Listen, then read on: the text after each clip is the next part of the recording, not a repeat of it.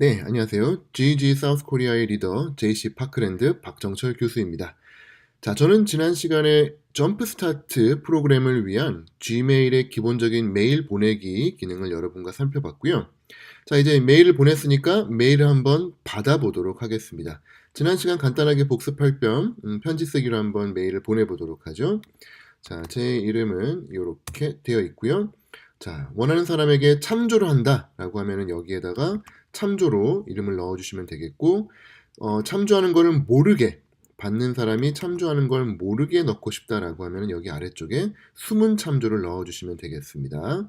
자, 그리고 우측 하단에 미리 준비된 답변을 통해 가지고 메일을 보낼 수 있죠. 어머님 감사합니다. 뭐 어쩌고 저쩌고 뭐 이런 것들 미리 넣어놓고 이메일을 보내시면 되겠습니다.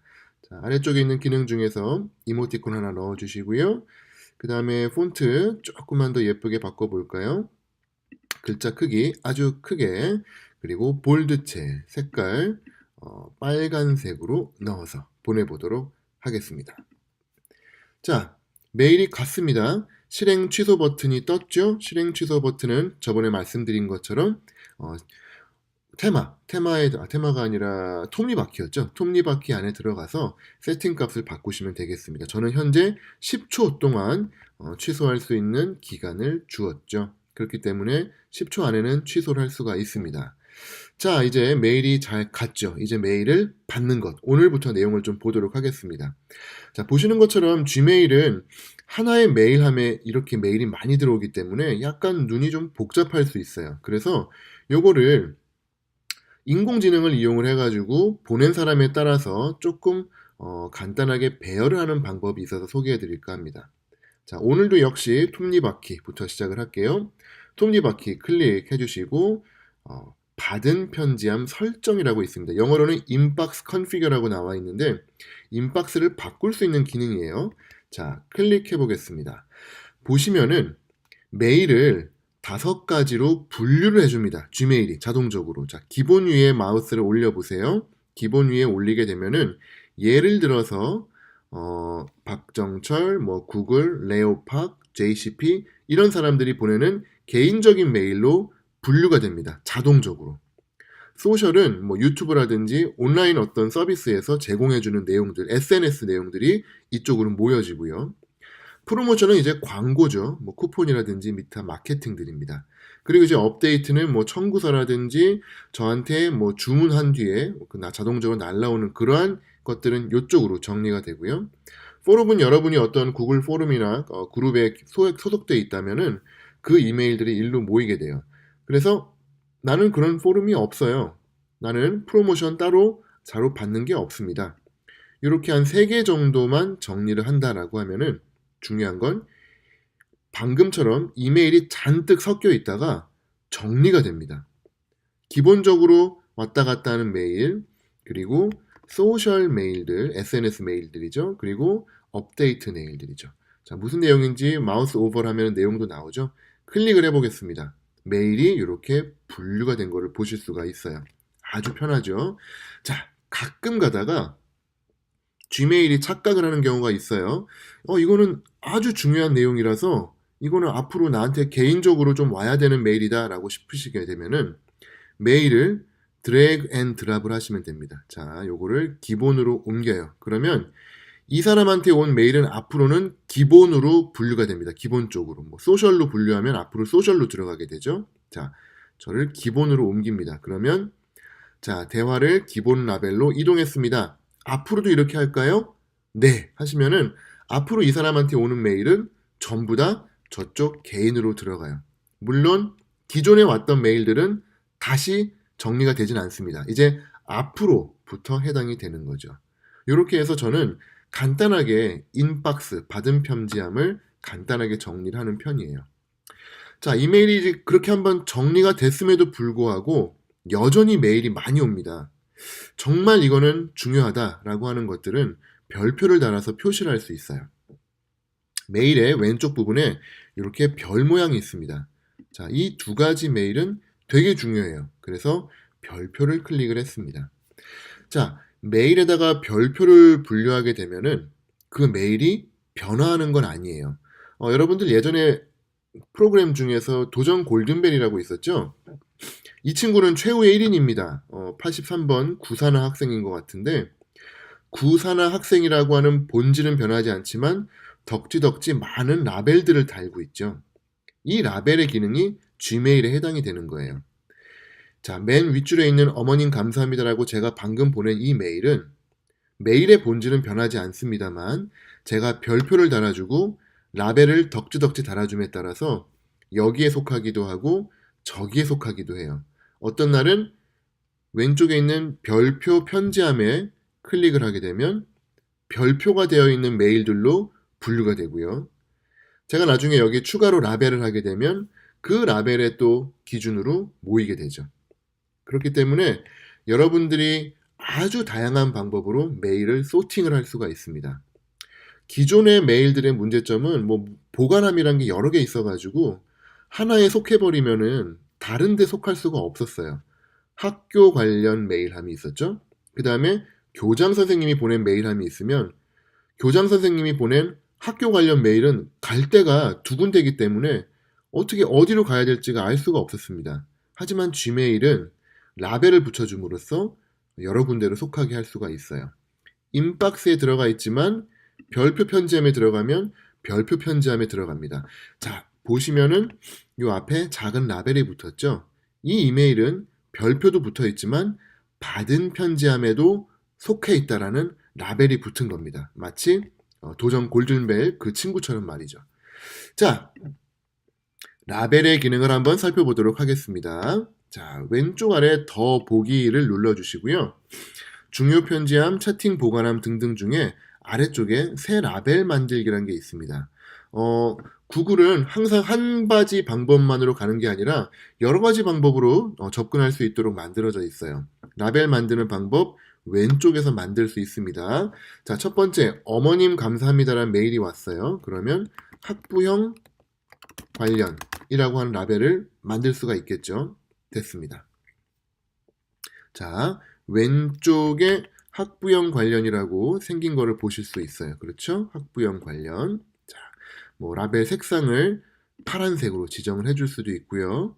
그 다음에 라벨 목록을 표시, 숨기기, 수정 다 가능합니다. 자, 어쨌건 이렇게 파란색으로 라벨을 달았어요. 한번 볼게요.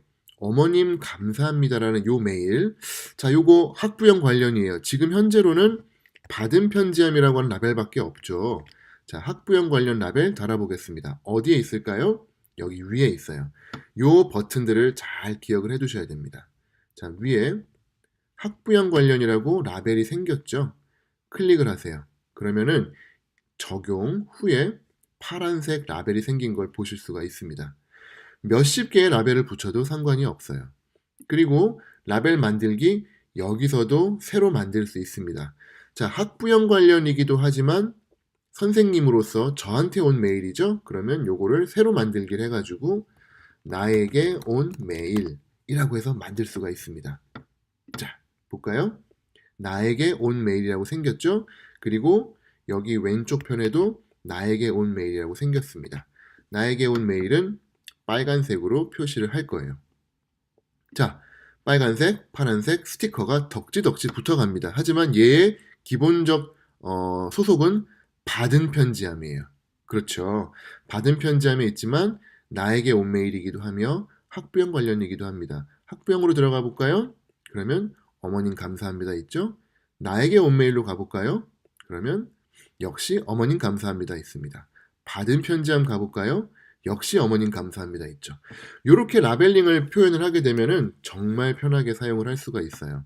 자, 받은 편지함에 너무 메일이 많으면 복잡하죠. 요거를 받은 편지함에서 이제 빼줄 겁니다. 받은 편지함이 너무 길어지니까요. 지울 필요 없어요. Gmail은 지우실 필요 없고요. 다른 데로 보관을 하시면 됩니다. 아까는 라벨 기능을 봤었는데 그 옆에 이동 기능이 있어요.